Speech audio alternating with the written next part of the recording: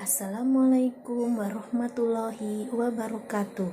Ketemu lagi pada hari ini mengenai paparan mengenai praktika rekonsiliasi bank. Ini adalah sesi ketiga. Setelah sebelumnya kita mempelajari mengenai apa itu rekonsiliasi bank dan apa itu penyebab terjadinya perbedaan catatan menurut bank dan perusahaan.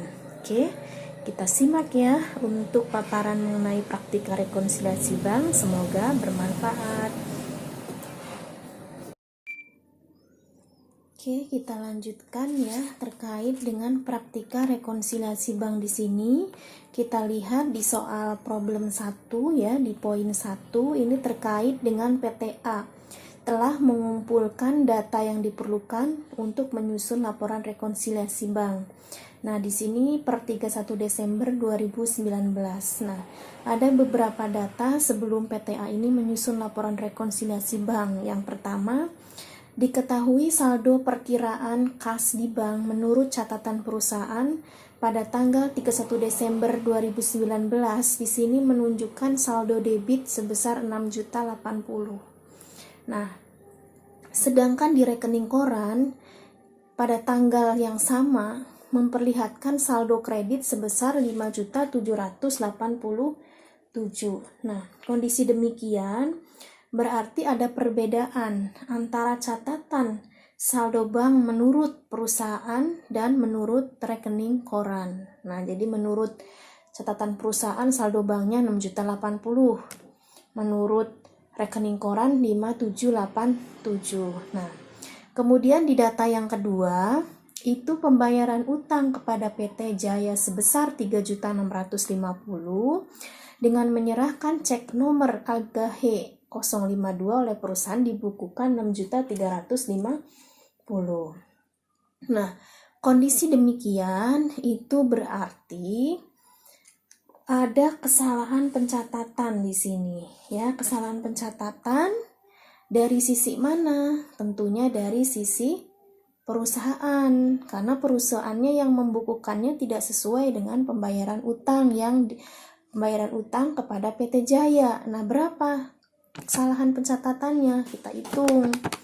3.650 dikurangi 6.350. Berarti ada selisih 2.700 ini adalah kesalahan pencatatan dari sisi perusahaan. Nah, di data yang ketiga itu ada setoran uang ke bank pada tanggal 31 Desember 2019 besar 2.930 baru dibukukan oleh bank yang bersangkutan pada tanggal 2 Januari 2020. Nah, ini berarti ada senilai 2.930 karena dibukukannya tidak pada tanggal 31. Nah, berarti ini kondisinya adalah setoran yang dalam perjalanan. Nah, kondisi ini untuk tujuan rekonsiliasi bank, setoran dalam perjalanan ini sifatnya akan mengoreksi, ya kan? Mengoreksi tapi menambah, ya. Jadi menambah besarnya saldo kas di bank, ya kan? Menurut rekening koran atau catatan di bank. Nah, jadi ini nanti menambah nih sebesar 2.930. Kemudian yang keempat, rekening koran menunjukkan adanya penerimaan tagihan dari PT Graker sebesar 1.850 pada tanggal 27 Desember 2019. Nah, bank memperhitungkan biaya penagihan sebesar 50.000. Nah, kondisi demikian berarti nanti ada piutang yang ditagih ke bank sebesar 1.850. Nah, kemudian karena ada biaya penagihan yang diperhitungkan oleh pihak bank, nanti akan muncul biaya penagihan bank sebesar 50.000. Oke, selanjutnya yang poin kelima ya, ini kita bisa lihat di sini adalah cek yang sudah dikeluarkan oleh perusahaan ya, tetapi belum diuangkan oleh pemegangnya. Misalkan perusahaan sudah mengeluarkan cek, diberikan kepada ibu misalkan sebesar 2.070.000, tetapi ibu sebagai pemegangnya itu sampai dengan 31 Desember 2019 belum diuangkan. Nah, bagaimana dengan kondisi demikian, ya kan? Ini adalah sebesar 2.070.000. Nah, kondisi demikian berarti ceknya masih beredar. Jadi dikatakan sebagai cek yang masih beredar. Nah, untuk tujuan rekonsiliasi bank atas cek yang masih beredar ini sifatnya akan mengoreksi. Nah, ini mengoreksinya adalah mengurangi besarnya saldo kas di bank, ya, menurut rekening koran atau catatan bank. Jadi nanti ini sifatnya adalah mengurangi, ya, sebesar 2.070.000. Nah, kemudian di data 6, bunga jasa giro yang diberikan bank atas simpanan perusahaan sebesar 42.000 belum dibukukan oleh perusahaan. Nah, kondisi demikian berarti di sini perusahaan memiliki simpanan di bank, kemudian ada pendapatan bunga sebesar 42.000, ya kan?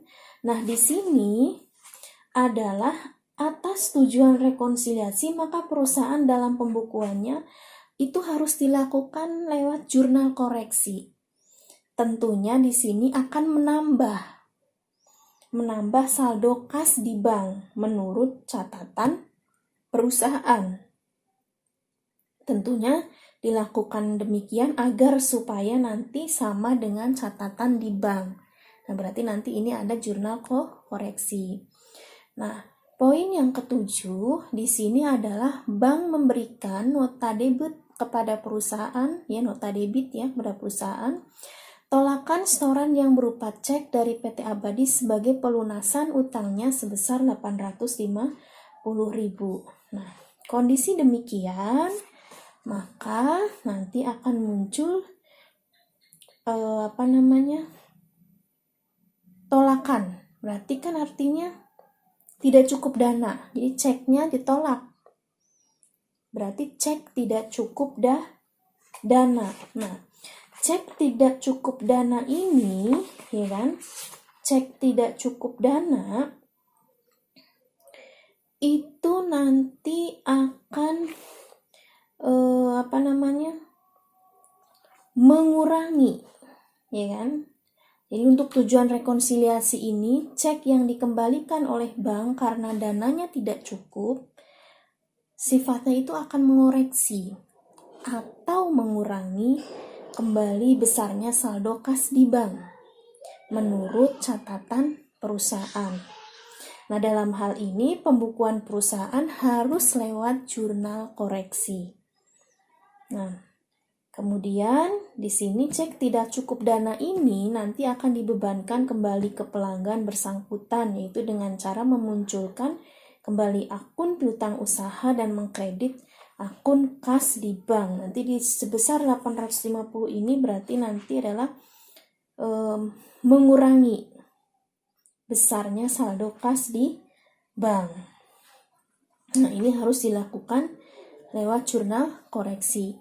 Kemudian ada biaya utangnya bank untuk bulan Desember sebesar 2019 itu ya, sebesar 25.000. Nah, kondisi demikian ya, berarti nanti akan muncul yang namanya biaya jasa bank. Ya kan? Nah, di sini untuk tujuan rekonsiliasi bank, ya kan?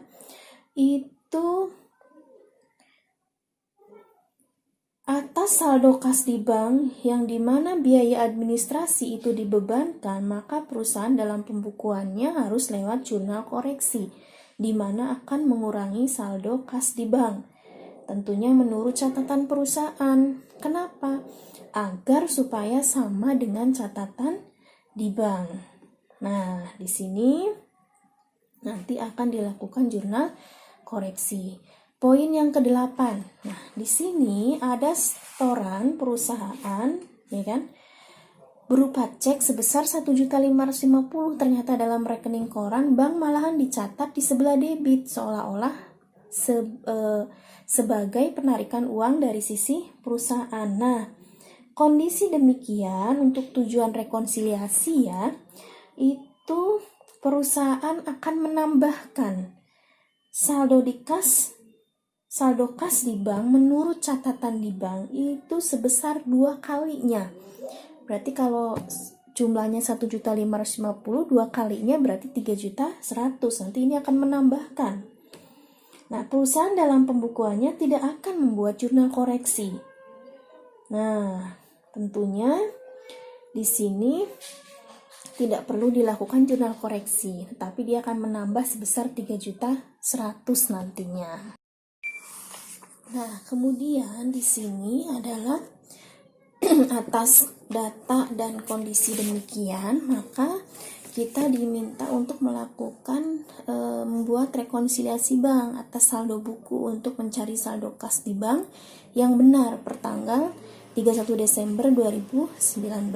Nah, setelah itu kita harus bisa membuat jurnal koreksi yang diperlukan. Nah, nanti kita akan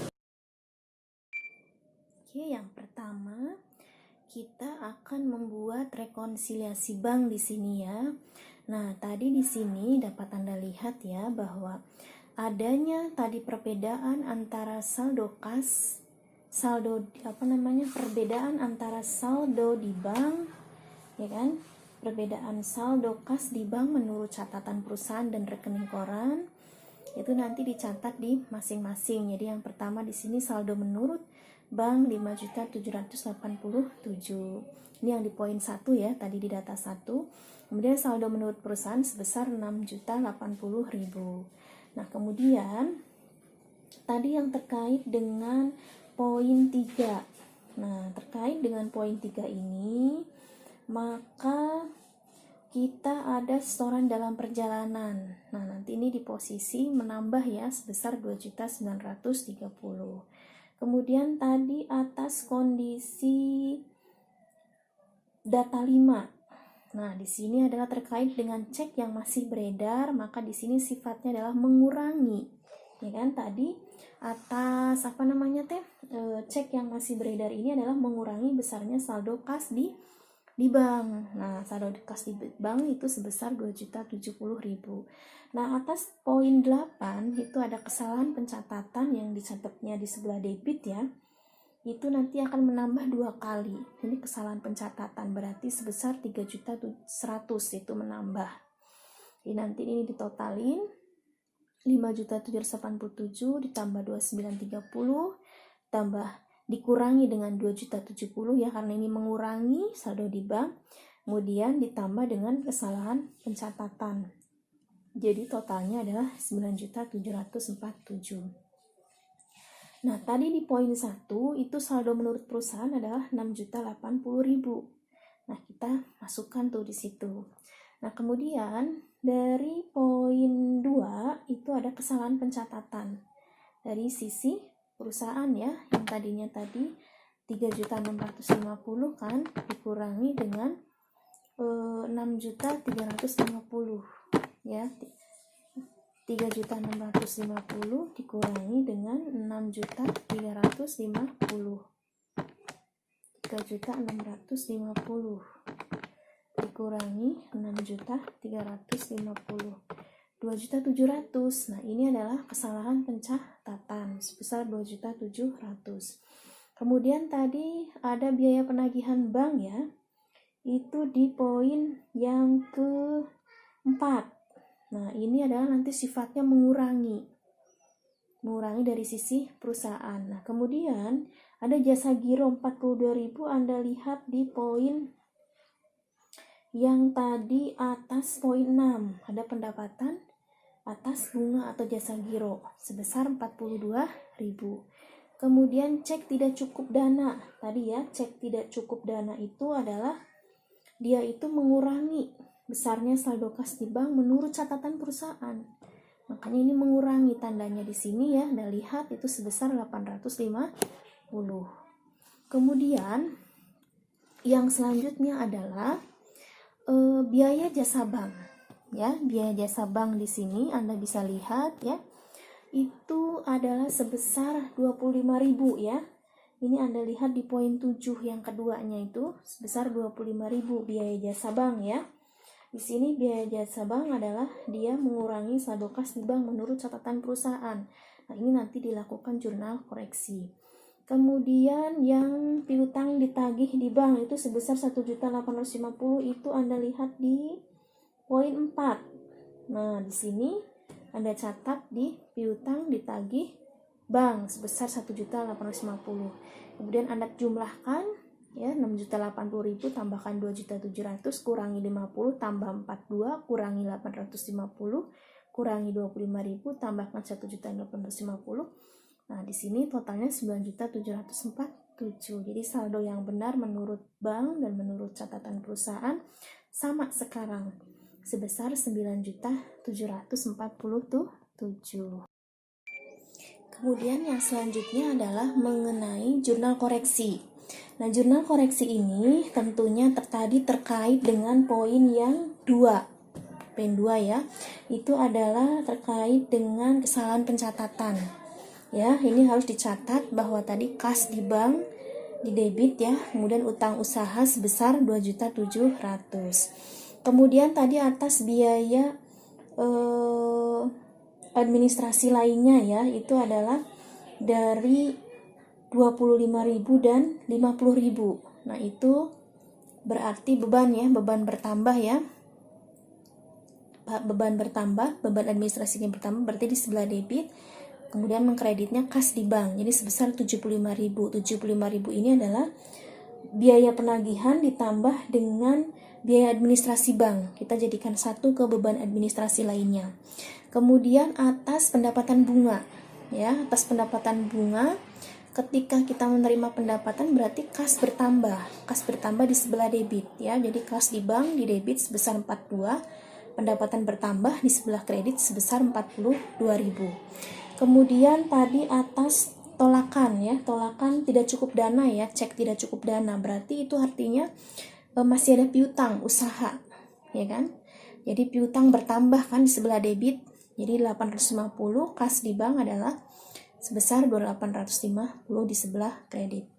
Kemudian atas poin 4, adanya penerimaan tagihan dari PT Graker sebesar 1.850. Nah, ini terkait dengan piutang ditagih di bank. Nah, kondisi demikian berarti nanti kas di bank di sebelah debit. Kreditnya adalah piutang usaha. Ya, itu di sebelah kredit.